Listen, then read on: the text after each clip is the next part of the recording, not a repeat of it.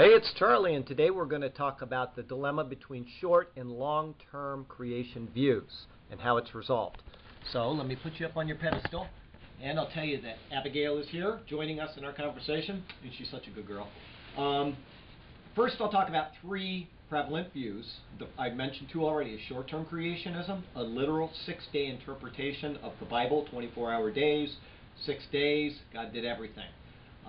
Fundamentalists hold to this view, people that say they believe the Bible literally and completely, and that's just their prerogative.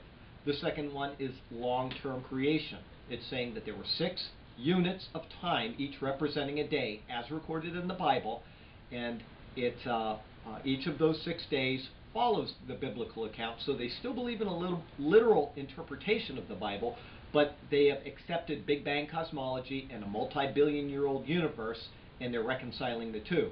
Now, these are saved believers that follow this, and they just are looking at the scientific evidence as overwhelming and saying that these two are reconciled in this way.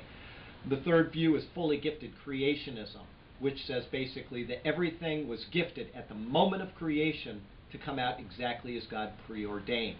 Okay, so Charlie Garrett would be sitting here with a beard talking to you on YouTube, and he knew that before he ever created anything.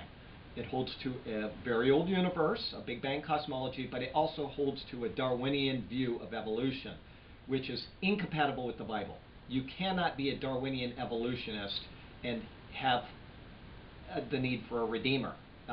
Original sin is real. It did happen with one person at one point in time, and to say that we evolved discounts that principle, and therefore there is no need for Jesus. I do not believe that the two are in any way reconcilable. I've read the view, and I just don't think it fits the biblical model, despite the fact that they try to make it sound like they do believe that. There's a well-known author that wrote a book on long-term creation, and when he wrote the book, he said, I believe in long-term creation, but something inside of me says that short-term creation must be true. Now, this poor guy, I just feel bad for him, because he's got this dilemma going on inside of him that says, I have to accept what science says for whatever reason. Maybe he'll feel stupid if somebody says, well, you believe in a literal interpretation of the Bible and therefore you're an idiot. I don't know what the reason why, but he's got this dilemma going on inside of him. But he does have justification for doing this. Like I said, the word yom in Hebrew can mean something other than a 24-hour day, the day of the Lord, for example, or the day of God's wrath. That day can mean an indeterminate amount of time. And so a long-term creationist can use this and other problems that arise, and they can say that we have justification for believing in this old universe, as science seems to indicate. So he held on to that principle.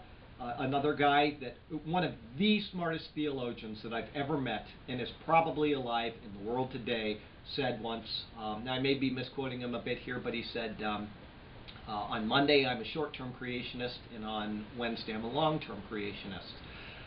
That's kind of funny. I chuckled when I heard it, but at the same time, he's being honest that he simply doesn't know how to reconcile this ancient universe that we, through science, have deduced, and the biblical account. He wants to hold to the Bible, but at the same time, he understands that the science doesn't seem to vindicate a literal 24-hour day. And that's a very honest answer without me feeling sorry for him, whereas the other guy is defending one view, but he says that I think this other view must be correct, and I feel bad about that. So I hope that he'll see this video and he won't have this problem anymore.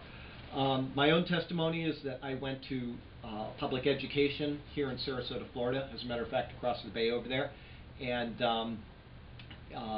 of course, I learned Darwinian evolution, that we came from slime and we went through the monkey state and eventually arrived at us. Or as one of the professors at my seminary said, from goo to you via the zoo. Okay? And that's just what I held to. I mean, the evidence we were told is overwhelming, that we evolved, that the universe is billions of years old. I mean, even now you can turn on PBS or History or whatever, one of these channels, and that's all they're going to tell you, is that the universe is billions of years old. And so that's what I grew up with, and it was a difficult thing for me when I first met Christ to let go of that. That's why I do believe you can be a saved person and believe in, say, evolution, but once you understand evolution for what it is, you can no longer hold to that view because it's simply not reconcilable with the Bible. Jesus speaks of Abel, the son of Adam. Well, if there was an Abel, there was an Adam. He speaks of, say, Noah in the flood. Therefore, the flood really happened just the way the Bible described. It wasn't some local flood, it was a worldwide flood. Jesus even speaks of Jonah in the belly of a great fish. So it really did happen. Jesus wasn't lying. I believe that he is the Son of God and that his word is truth. And when he says the Bible is true, it must be true. He's not accommodating his audience. He's not making something up out of his head. He's speaking from what he knows. He created us. He knows what happened in history. So creation really did happen. The problem is, was it a short-term or a long-term creation? One time I went to church and I was talking to the pastor at church, telling him that, you know, I accepted Christ and that over the years I had come to realize that creation was true and that there was a long-term creation that really happened. I was trying to mentally reconcile this long-term creation and short-term creation, and I'd come to the conclusion that that's what had happened. I just couldn't let go of this other stuff that I learned in high school. And he said, yeah, but you know, the Bible speaks in Genesis 1 of evening and morning were the first day. Evening and morning were the second day. And I thought about it, and it kind of dawned on me real quickly. I said, yeah, but you know, the sun wasn't created until the fourth day. So that really doesn't apply. And I felt good about that answer, and that ended the conversation. And I went home, and of course, like these things always do, they nagged at me. I went to bed, and I thought about it. I get up, and I go to work, and I think about it. And how do I reconcile what this pastor said with, you know, is this correct, what I said back to him about the sun? And it got me thinking about the Starry Night program, which is a program I'd heard about about that time. It's a program that you can buy and you can put into your computer, and you can look at the stars over any point on Earth on any given day in history.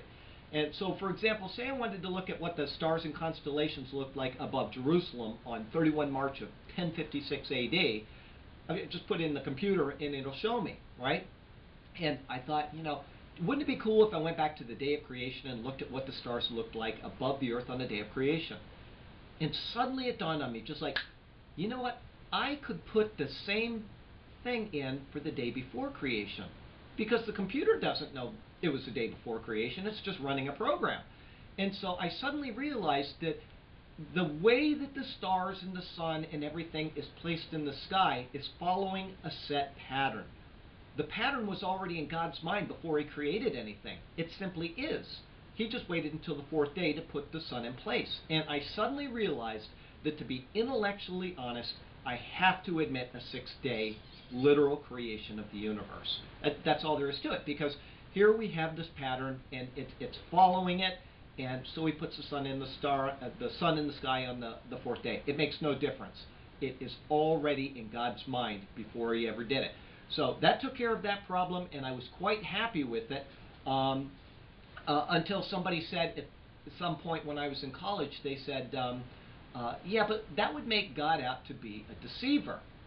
And, well, what do you mean by that? And he says, well, listen, we know that that nebula over there is 10.6 billion light years away. And therefore it takes 10.6 billion light years for that light to get to us. All right? And he said, that would make God a deceiver because it never really happened at all. There was no nebula that ever exploded if the universe is only 6,000 years old. And I thought about that for maybe 2 seconds, and I said, no way.